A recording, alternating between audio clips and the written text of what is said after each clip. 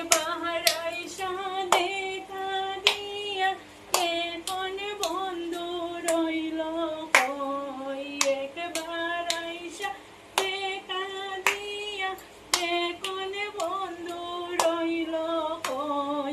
আর তো হয় আমি জলের ঘাটে যাব না গো।